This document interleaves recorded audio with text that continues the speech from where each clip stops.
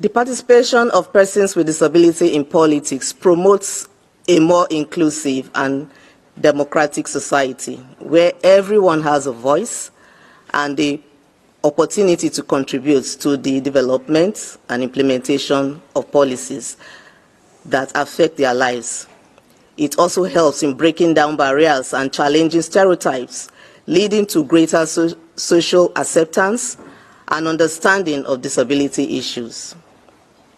Some of the barriers that women with disability face and other gender diverse persons with disability face multiple layers of marginalization, limiting their participation in political and decision-making process.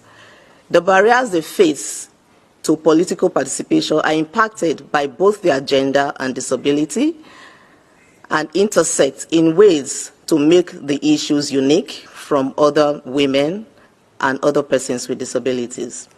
It is important to note that from the onset that there are preconditions to full and equal participation of political life for women, girls, and gender diverse people with disabilities, including education, healthcare, economic security, freedom from violence, legal capacity, and equality in family life. Their experiences are shaped by the intersection of ableism, sexism, racism, patriarchal norms, and other systems of oppression. These are also some of the issues that should be considered. My organization has documented several barriers to political participation as they have played out in Nigeria for women with disability. 1. Women in Nigeria are disproportionately underrepresented in the Nigeria Parliament. In the House of Senate, there are 4 women out of 109 members. And in the House of Representatives, we have 17 women out of 360 seats. However, there is no representation for persons with disability or for women with disability in the legislative arm. And these are hugely impacted decision-making relating to women with disability in Nigeria. Recently, in its general recommendation on equality in decision-making spaces, the CEDAW committee called on all member states to ensure 50% representation of women in political office. It is very different from what we have presently. Furthermore, a woman with disability shared her story around discrimination that she experienced during the 2-time attempt in contesting for parliamentary seats as follows. Access issues, including physical barriers to accessing political meetings and political campaign sites, which may be in a very remote areas and villages. She also talked about attitudinal barriers and discrimination she faced at the intersection of gender and discrimination, saying that people do not believe that women with disability can hold political position or become leaders. She went ahead to say that political meetings are usually held at odd hours, like night times, and many women with disability may not be able to attend due to concerns about their security. Also, financial barriers, including lack of adequate funding for political campaigns. Women with disability do not have the capacity to fund campaign activities like their male counterparts, as they have limited financial means due to barriers to education and employment. There is also issue around high cost of nomination forms in some political parties, which is out of reach of women with disabilities.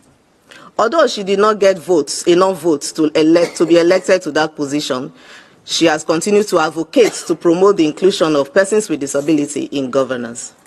There is also the issue of gender-based violence and sexual harassment in political spaces, which have a huge impact on the political participation of women, highlighting gender disparities that continue to exist in political office.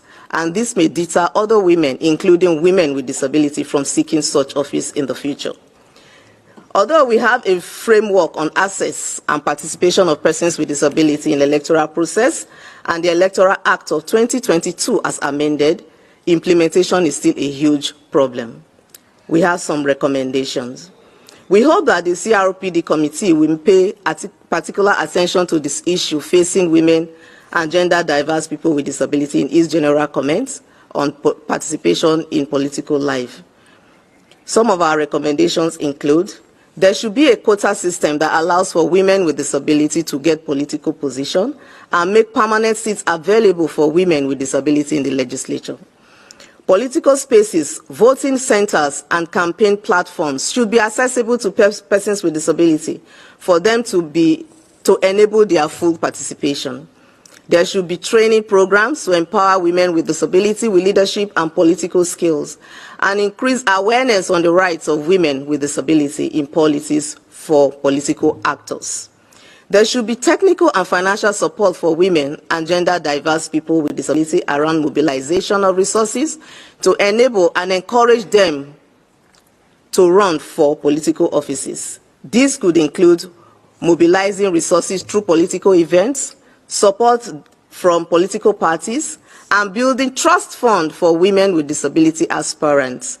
There should be public awareness campaign to sensitize the community about the rights of women with disability in politics, promoting inclusive governance. Lastly, there should be robust and enforced laws and policies prohibiting gender-based violence and harassment in political space. I will conclude by saying that women and gender diverse people with disability in decision-making is not just a matter of representation, but a fundamental step towards equitable and inclusive governance. More efforts are needed to break down barriers and create opportunities for women with disabilities to actively participate in politics. By supporting and empowering women with disabilities, societies can build a just and inclusive future for all.